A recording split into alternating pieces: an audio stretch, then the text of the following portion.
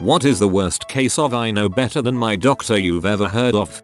Working at a supplement store years ago, I had a woman come in asking about vitamin B17. She said her daughter had cancer and was taking her off of chemo despite her doctors pleading with her not to. Some friend of hers claimed B17 was a miracle vitamin they don't want you to know about and can cure just about anything. I told her she should listen to her doctors. She told me to frick off. For those who don't know, vitamin B17 isn't a vitamin. It's a compound called amygdalin, and eating it will give you cyanide poisoning. I'm a nurse. My patient's family member was telling everyone that the doctor was an idiot because, and I quote, "What the frick do the kidneys have to do with the bladder? SMH. I had some parents trip out when their kid with a sore throat was later found to also have an ear infection. How did he come in with one infection and end up with another? They went on and on about the terrible food we serve and how dirty the hospital must be, not realizing an infection in the throat has a direct pathway to reach the ear." Old man I knew always had a band-aid on his nose. He had a cancerous growth on it and he would cut it off himself. Would always say, "All the doc will do is cut it off. I can do that myself and save $200. Guess who died when the cancer spread elsewhere? Some cancers will be triggered to grow rapidly and out of control if they aren't completely removed. About 15 years ago, before the whole gluten-free trend, I worked with a guy who was a vegetarian. We worked side by side, just the two of us, and got along really well. One day, I got curious and asked what led to his vegetarianism. He told me he had been having some health problems and went to see the doctor. Doc ran some tests and told my friend that he should cut wheat out of his diet. This guy says, "Well, that doesn't sound right. He must have meant meat instead of wheat." Double quote. A friend of mine had stage 4 cancer. She went through chemo for over a year, and they told her that they would let her take a break. Well, when they looked at the cancer, it hadn't shrunk as much as they'd have liked, so they told her that she couldn't take a break. She started posting on Facebook about these organic green juice cleanses that someone had messaged her about. I was at her bedside begging her to keep doing the chemo. I told her that she could do the juice cleanses if she thought they'd help, but not to stop the chemo. She responded, "But they won't work if I don't stop the chemo. That's poison in your body. I know my body, and it's going to heal it." She wound up entering hospice on her 30th birthday and passing about a month later. I'd love to find who peddled that balls to her and punch them right in their freaking mouth. Probably some MLM balls. They need to be ended. I met someone who insists that insulin makes their blood sugar get higher, so they don't take it. They also don't take to having all their toes or apparently the whole left foot. But hey, live and let die. My father was a stubborn bastard and was adamant about not following doctor's orders. Long-time smoker, drinker, etc. So dear old father goes in and has a mole excised from his dong. Oh, biopsy comes back and it's not malignant. Great. Problem. He didn't follow the doctor's order on how to take care of it after the fact. Gangrene. Yep. They lopped it off. I only found out about that in my late teens. It was a mind-shattering reveal from my mother and older sister. In many ways this is the best. When I was in 7th grade I hurt my pinky finger playing softball, but my dad, being the assistant coach that he is, told me I just jammed it. I told him I think I did more than that since my finger was completely numb yet in excruciating pain. Like I picked up the softball after it happened and it felt like there was a hole in the ball where my finger was supposed to be. Disregarding everything I was sobbing to him, he decided to pull my finger since it was jammed. For the next couple months I continued to play softball. Thank God for Icy Hot and Advil, where my dad said maybe it wasn't jammed since it still hurts, you probably just got a bone bruise. Eventually my finger also developed a very solid bump on the side of my joint. Still there BTW, and the pain never really went away. When softball season ended we finally went to the doctor and had x-rays taken. When the doctor saw them he was amazed I still played since my bone was completely shattered into at least 6 pieces. He said he couldn't give an exact number because of the healing and the angle of the x-rays. The bump on my finger was a calcium buildup from the healing which could have been avoided if I had gone to the doctors when it happened. The only good thing was that I didn't need to have my finger rebroken to fix the placement of any of the fragments since my dad pulled it initially. Go to love coach dads. I have a ton of these. but most recently had a teen patient who had lost speech for a couple days. They got better, and when I saw them again with their mom I went over the tests we had done and started discussing some of the possible causes. Mom interrupted me and said, "Don't say anything else. I'm a firm believer that if you don't tell someone their diagnosis they can just heal on their own." Literally didn't want me to tell her anything because she thought saying words out loud would give her kid diseases. Oh, same day I had a lady tell me that she was refusing treatment because she read a study where a guy treated hundreds and hundreds of patients with normal saline and had a 100% success rate. Yeah, okay lady. I know someone with a master's degree who believes her friend the massage therapist cures people with AIDS seriously. Massages, teas, enemas and crystals and meditation. No more AIDS. I facepalmed so hard I nearly broke my nose. My sister refused a surgery that would have removed her uterus, cervix, and part of her bowel or bladder, I forget, thus getting rid of her cervical cancer because what man would love me this way. She left behind 4 kids under the age of 18, the youngest being 4. That's really freaking sad. I manage social media for a public health agency. All our immunization vaccine related posts have been getting swarmed by anti-vaxxers lately. No medical training and anecdotal evidence and cherry-picked data equals we know better than science. They've now branched out to hit some of our other posts too. Breastfeeding promotion, cancer, HPV, etc. And it's getting to the point where I just want to give up. Which I guess is their goal, because they certainly aren't going to sway anyone with their dozens of long-winded comments on a single post. You fricking keep up the good fight and don't let up. With all the disinformation spreading about, you are playing a big part in helping to shine a light through the BS and educating the upcoming generations. I had a patient with stage 2 bladder cancer, young man, in his 40s. He needed to have his bladder removed but he didn't want to. Instead, he had the medicinal healer at the commune he lived in do some herbal therapies and dietary adjustment. He was dead within a year, from a fairly curable disease. This story is pretty common. I've had another patient go to Mexico for non-FDA approved treatments. They don't usually do very well and they usually regret it. I have to bite my tongue when I see them back with much worse disease. Friend of mine sees way too many of these cases on a daily basis, but the worst one so far has to be this lady whose child was born premature, so her baby was rather small to begin with. The doctors do their usual thing, gives her advice on childcare and everything, and she comes in a week later saying her kid was sick, not sure why. Friend was appalled to find out that her baby had barely put on any weight since birth, and immediately asked her what in the world had she been feeding the kid. Woman says, "Oh, I figured since he was so tiny, he didn't need to eat that much, so I've been sticking to about an ounce of milk per meal." Seriously, woman. I don't know how the child's doing now, but I can only hope he is well. A family with 7 kids, the oldest was barely 18 and the youngest 2. Their father died of cancer, didn't do chemo or anything. Then their mother got cancer and decided essential oils would cure it. Left all of the kids behind to basically be raised by their sister or split up. My mother believes that if you make food from scratch then it's healthier for you. For instance, she thinks that making a chocolate cake from scratch, including milling her own flour, is a healthier alternative to a store-bought cake with identical ingredients. She is diabetic. Her doctors have said in as many ways as they can think of that she has to reduce her carb intake, and what my mother thinks is, gosh, maybe I should grow the sugarcane myself instead of buying sugar at the store and my blood work will finally be in the normal range. Her liver and pancreas have failed multiple times. Each time, the doctors managed to restore organ function by restricting her carb intake. They explain that she has to continue to follow a low-carb diet at home. She does not, because she's convinced that she's already on a healthy diet. Rinse and repeat. My friend is treating her Lyme disease by going to a chiropractor, using essential oils, and getting massages, obviously against her doctor's advice. My mom tans in tanning beds constantly to the point where she looks like the outside of a baked potato. I told her one day she should stop because she can get skin cancer, and she told me that it's not possible with tanning beds.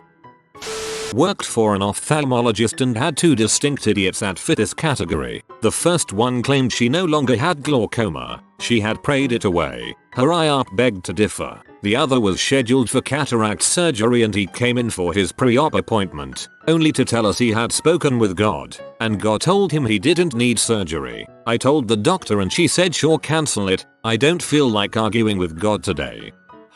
Had a patient last month who was 20/200 in his better seeing eye from giant cataracts and decided he didn't want cataract surgery because I prayed to God to give my sight back and I know he will. I told him to come back in 6 months and that he was not allowed to drive because he was still driving but only during the day to be safe.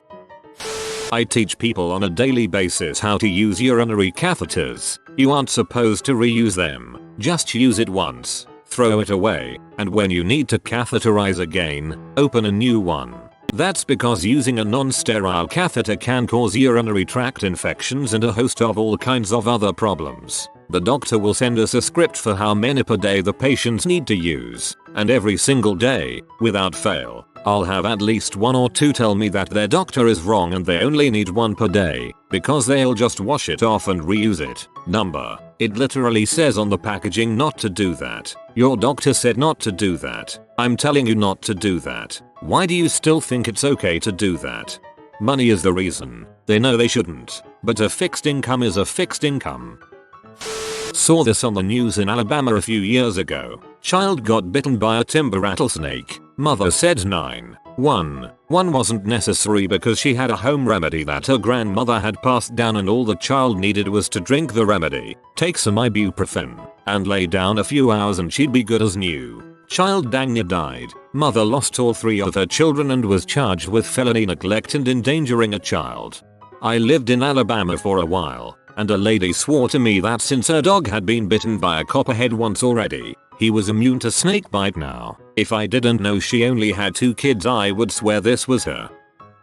My friend was a bodybuilder, suffered a heart attack at a young age due to the fricked up status quo of the sport, and was ordered not to work out. He responded by finding a gym out of town and working out there. He had another heart attack while at that gym and never regained consciousness. I don't think he was arrogant, just addicted, but he left a very, very sad wife behind in addition to a huge group of friends, because he was as sweet as a big, swole, meathead could possibly be, and he was a little kid in need of a place to hide out from his insane home life when we met him, so he was our little baby, even though ended up having 100 pounds more muscle than the rest of us. I don't know why I'm writing this, but I loved him and writing feels better than not writing. Please take care of yourselves, and don't let anything so preventable happen to you.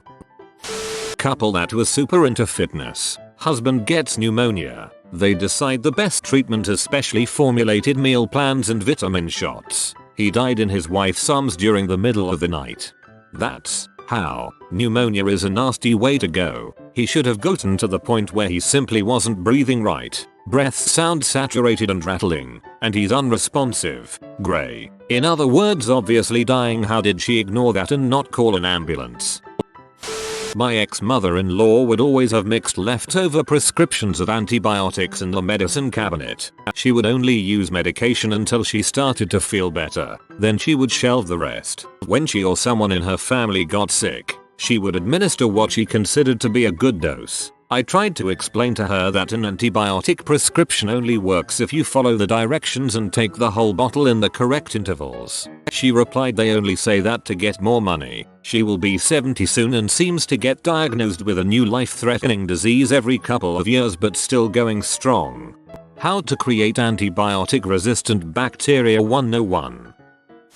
My brother-in-law has chronic back pain and regularly goes to a chiropractor for it, and apparently said chiropractor also works on my Bill's neck. After one chiropractor appointment, my Bill experienced severe weakness to the point where he could hardly get out of bed. At one point, apparently, he collapsed and had slurred speech. An RN, was like, "Dude, get thee to the hospital because that sounds like a stroke." At the time of this conversation, I was also hanging out with another nurse who used to work in neurology, and she agreed he should see a doctor ASAP. He was like, "Nah, my chiropractor's a doctor and knew about it and said it would go away. He's very much an old health kind of guy and thinks stuff like vitamins and coconut oil will cure anything." I remember looking after this one guy who came in post myocardial infarction from the cath lab. His blood pressure, BP was sky high. Patient denied any major health issues in the past and he only took supplements. I called the doctor about his BP and doctor ordered some antihypertensive pills. Before the patient took them, he ranted about big pharma and how drugs don't work and that, if he were just allowed to go home to take his usual herbs or whatever, he'd be fine. Judging by the fact that his BP refused to come down after the pills and required an IV nitroglycerine infusion, his ECG showed signs of left ventricular hypertrophy, typically caused by high BP over time, and the fact that he had a massive heart attack showed me that his heart problems had been brewing for a while and, as expected, his herbal supplements were doing squat. Dude, get thee to the hospital because that sounds like a stroke. That is an acceptable use of old and new English. Well, that whole thing with Steve Jobs is pretty high up that list. The worst thing is he had the kind of pancreatic cancer that's actually treatable. He had a chance to save himself that 98% of people with his disease don't and he threw it away. My dad had a heart attack and went to the emergency room. While he was there he coded 8 times, his heart stopped and he had to be revived. He survived and they admitted him. He had a lot of damage. After a couple of weeks he checked himself out because them goddamned buttholes don't know what the heck they're talking about. He was found dead of heart failure about 3 weeks later. I'm sorry to hear this. This mentality is common where I grew up. A lot of older folks decided that they knew better than doctors who attended medical school for years and worked on patients for decades. Because the common sense they got on the bean farm apparently trumped the decades of experience their doctors had gained. Young bubbly mother I know was diagnosed with breast cancer. Tried alternative meds as promoted by her flaky girlfriends. Eventually she returned to the doctor who told her it was too advanced to do anything. She died leaving a little boy for her husband and extended family to care for. I still believe her friends contributed to her premature death. Not my doctor, by my mom's. My mother had a heart attack February of 2017. She was prescribed a couple medications such as beta blockers, etc. My aunt, who's against vaccinations, prescribed medications, and anything non-organic, tried to not only tell my mom the medications she was prescribed were the wrong ones, per a quick 10 minutes Wikipedia search, but also that my mom's heart attack must 100% have been health related despite multiple tests and the doctor telling her it was simply stress induced. I'd also like to add that we called my aunt immediately after the ambulance arrived to take my mom to the hospital, and she said she wasn't going to make the 40 minutes trip to the hospital unless it was serious. She has also done the same. I know better than everyone bit in other health related situations, and she's the type of person you cannot disagree with because the conversation will go nowhere. Very aggravating to say the least. While talking with my OB and asking a ton of questions about my pregnancy, he told me a story. He was the on-call doc for a hospital and goes in after shift change from another on-call doc. Woman has been actively pushing for 3 hours. She has refused a C-section multiple times over because she's certain she can have the baby naturally. It turns out, baby was stuck and the pushing caused major brain damage to the baby. My doc tried to persuade her but she continued to refuse. Ended up having to do a C-section to retrieve the body. Women often have this overwhelming expectation of how their labor and birth is going to go, avoiding C-section and meds like the plague. The reality is, those things have saved many lives.